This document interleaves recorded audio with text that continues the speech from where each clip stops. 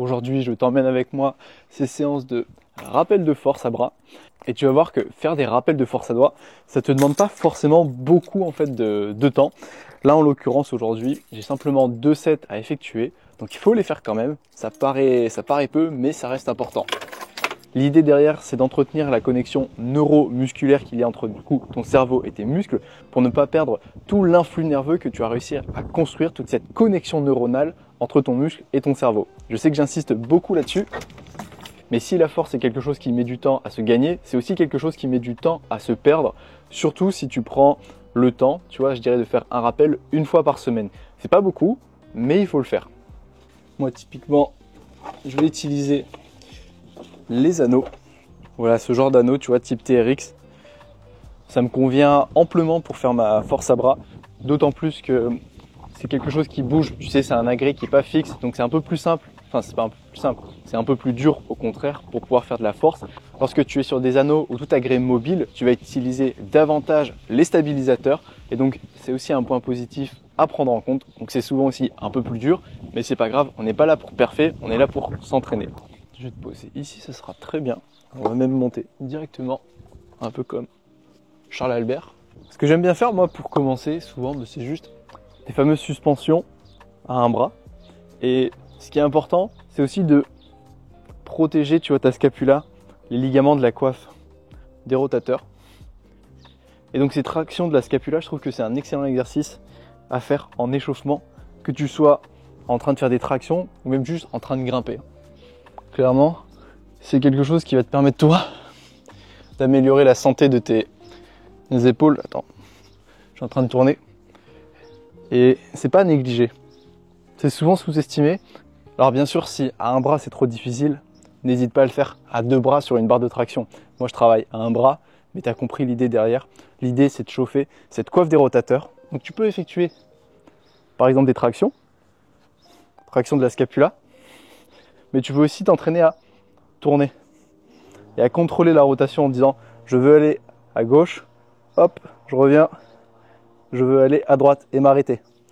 Tu vas contrôler cette rotation. C'est souvent ce qui fait défaut à beaucoup de grimpeurs. Donc lorsque tu veux faire des suspensions à un bras, en fait, ils sont capables de se suspendre à un bras, mais il y a une rotation qui les empêche ensuite de maintenir cette position. Donc le problème, c'est pas de tenir la prise ici, c'est de ne pas prendre de rotation. Et donc là, si tu me suis bien, le facteur limitant, c'est non plus ta force à doigts, force à bras, mais c'est ton épaule, c'est ta capacité, si tu veux, à rester droit. Donc en fait, tu es limité par la coiffe des rotateurs, c'est-à-dire toi, la capacité en fait de ton épaule à tourner soit à droite, soit à gauche. D'où l'intérêt d'intégrer cet exercice à chacun de tes échauffements. Ok, maintenant plus sérieusement, on sait que c'est important de travailler la coiffe des rotateurs, mais pour en revenir à cette séance de force à bras, aujourd'hui, je dois effectuer seulement 2 sets. 2 sets de 3 répétitions de traction à un bras qui correspondent en fait à 85% de la charge que tu es capable de tirer à un bras. Donc pour moi, j'ai pas calculé exactement en fait cette charge. Je savais qu'elle était équivalente à peu près à mon poids de corps. Je pouvais même faire plus, mais l'idée était pour moi de travailler un pourcentage de force, mais pas réellement de travailler à l'intensité la plus élevée possible. C'est pour ça que récemment, j'ai réussi à faire cet exercice au moins sur un set avec 5 kg. Donc je faisais 3 tractions à 5 kg et je me suis dit pourquoi pas tenter aujourd'hui peut-être 5 kg voire 7 kg. Et ça me fera un très beau rappel de force puisque je te le rappelle, finalement je ne l'ai jamais réellement fait à cette échelle, en tout cas à ce niveau d'intensité. Donc je termine de m'échauffer et je vais directement attaquer le premier set. Forcément tu te doutes bien, si je dois faire 3 tractions à un bras avec au moins 5 kg en charge, la traction à un bras, pour moi ça représente finalement une base, en fait un échauffement.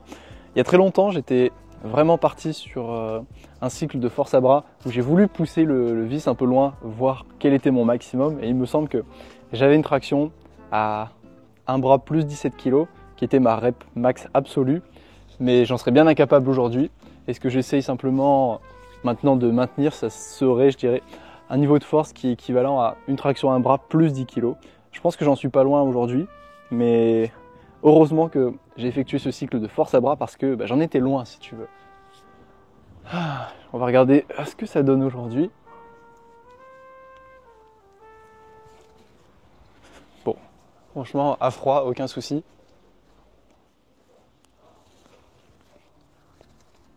c'est toujours un peu plus dur main gauche, j'ai toujours plus de mal. En fait, j'ai l'impression d'avoir beaucoup plus de force si tu veux main droite et un peu moins main gauche. Ma main gauche, c'est une main, un bras d'endurance et ma main droite, c'est une main d'explosivité. Donc j'arrive à faire à peu près la même chose avec ces deux mains, mais pour différentes raisons. Avec la main droite, je sac et ça fonctionne. Avec la main gauche, je galère, mais ça fonctionne également. Donc là, si tu veux, je suis en train de strapper mon doigt, le fameux. Donc là, j'ai ces petits steaks ici, ici. Celui qui me gêne le plus actuellement au niveau de mon index. Donc, puisque là, on a simplement un anneau à tenir, j'ai pas besoin d'être regardant. L'idée, c'est juste de protéger la peau, surtout celle-ci, là où j'ai un peu le gros steak. Lui, c'est un steak de chair, l'autre, je sais pas comment l'appeler, mais c'est un steak plutôt net et profond. Donc là, je vais en mettre surtout ici, ce qui va me permettre de faire comme il faut mes exos, mes tractions, sans craindre de me restecker parce que, mine de rien, en fait, il va y avoir tout mon poids de corps là-dessus, plus le lest. Et ça fait la diff, surtout quand tu es à un bras. Ça, on l'oublie, mais la peau, en tout cas, moi, c'est souvent un facteur limitant. Donc, voilà à quoi ça ressemble. Je pense que je suis pas trop mal ici. Pas trop mal non plus sur cette main. En bref, je vais pouvoir commencer à faire mon premier set.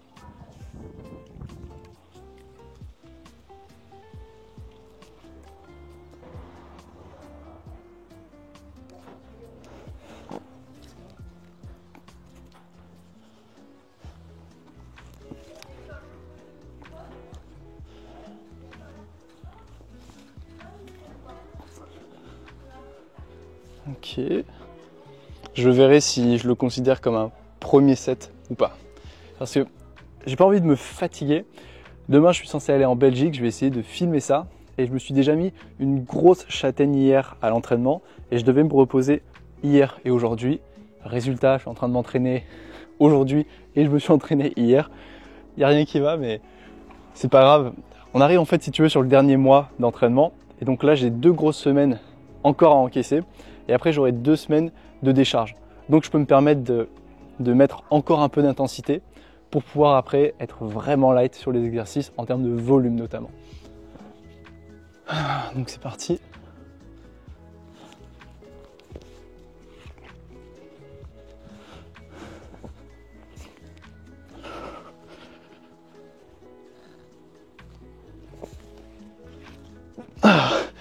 C'est quand même dur main gauche, hein. Je vais pas te le cacher. Je me prends 3 minutes de pause au minimum, on est sur de la force. Je pense que je vais même plutôt aller sur 5 minutes facile, aisément. Je prépare les poids et je vais au moins les faire avec plus 5 kg, ça sera déjà très bien. Bon, au niveau des poids, ça va être très simple. Je vais prendre 2 disques de 2 kg, donc celui-là. Celui-ci qui est déjà prêt. Et je vais me rajouter un disque de 1 kg. Et comme ça, j'aurai mes 5 kg. Là, je retire mon nœud. Voilà. Donc,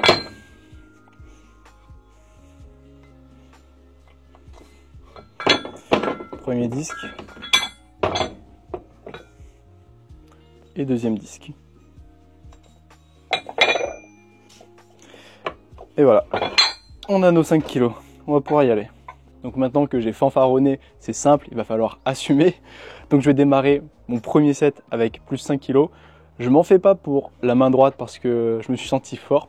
Par contre sur la main gauche, je ne sais pas, on verra bien. Bon, quand faut y aller, faut y aller.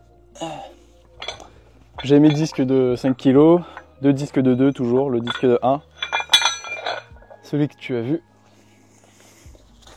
Je vais commencer main droite parce que je me sens plus fort main droite. Normalement, je devrais peut-être commencer main gauche, mais j'aime bien y aller au ressenti. Alors, c'est parti.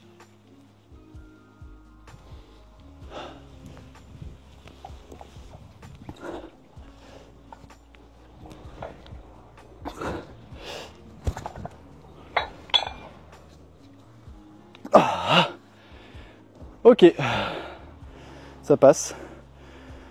Alors je suis obligé de faire un peu l'asticot, mais c'est psychologique.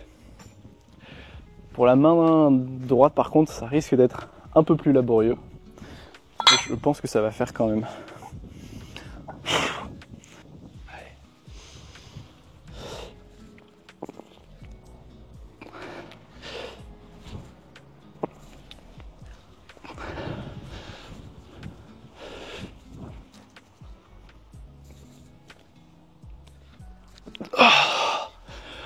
Waouh, c'est dur. C'est dur, mine de rien, c'est dur. Donc là, c'est bon pour mon premier set. Je remets le chrono à 0 et je pars pour 5 minutes de pause. Voilà le premier set, je n'en ferai vraiment que 2. Finalement, le premier, je pense que je peux le compter, celui qui était à blanc en poids de corps, comme un premier set. L'idée, c'était juste de te faire une vidéo flash express. Tu as vu à quoi ça ressemble. Je fais le deuxième set et on s'arrête là pour aujourd'hui. Que j'aime bien faire, tu vois, pendant les temps de repos, c'est travailler un peu ma souplesse, puisque quand tu fais ta force max, tous les exercices de force te demandent au moins 3 minutes de pause, voire 4, voire 5. Donc plutôt que d'attendre et d'être passif, bah, j'aime bien justement faire ces exos de mobilité. Alors je suis loin d'être un expert, tu vois, mais c'est justement en forgeant qu'on devient forgeron.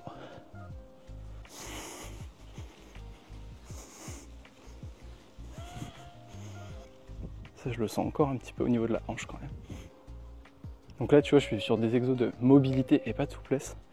J'essaie d'entrer dans les positions et surtout de bouger.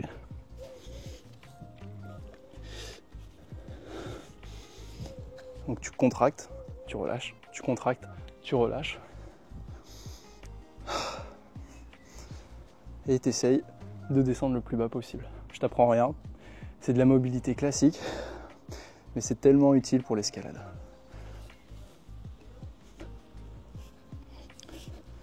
Redescendre progressivement.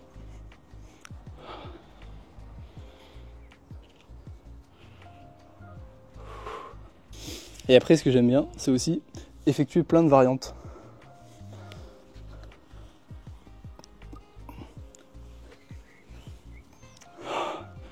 Notamment pour l'ouverture de hanche et de bassin. Moi, j'en ai énormément besoin à cause de mon arrachement osseux. Et tu peux aller après jouer avec ça. Enfin bref, il va être l'heure de faire le deuxième set. C'est parti pour le deuxième set en express. Je reprends un peu de magnésie. Voilà.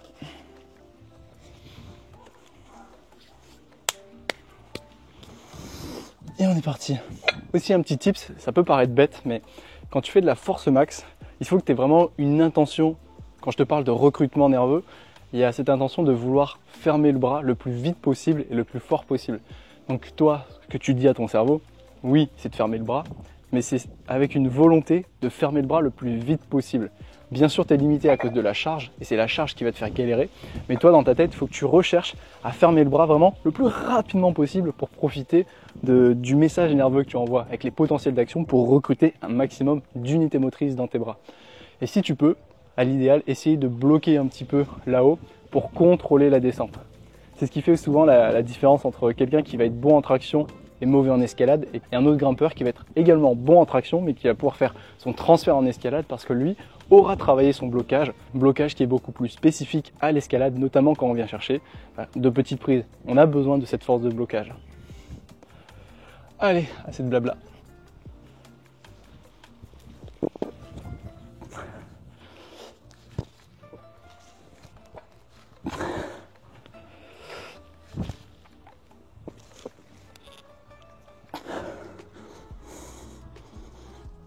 Ok.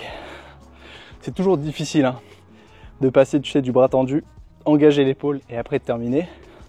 Souvent, une fois que tu es capable de déverrouiller l'épaule, tout va bien.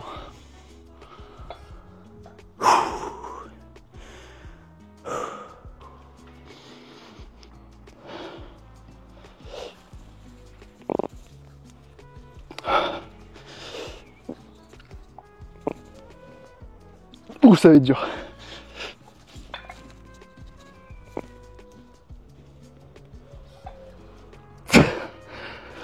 Oh, j'étais limite. Ouh. On sent que c'est la fin de semaine. Bon, c'est tout pour cette vidéo aujourd'hui. Je t'ai présenté voilà, un rappel de force à bras, comment moi je l'envisage. Mais que ce soit une séance de force à bras à part entière ou une séance de rappel, la seule chose qui va changer, c'est non pas l'intensité, mais plutôt le volume. Là, tu l'as vu, j'ai fait simplement 2 sets à part entière, complets, et un troisième qui était un set d'échauffement. Ça me suffit amplement pour une semaine, 10 jours. C'est pas une priorité. De toute façon, vu le niveau de force que j'ai actuellement à bras, tu conviendras que c'est pas un facteur limitant. Mais c'est bien d'entretenir, je dirais, quand même ses forces et de travailler en plus ses faiblesses. C'est tout pour cette vidéo, c'est tout pour moi aujourd'hui. Je te dis à la prochaine. Ciao.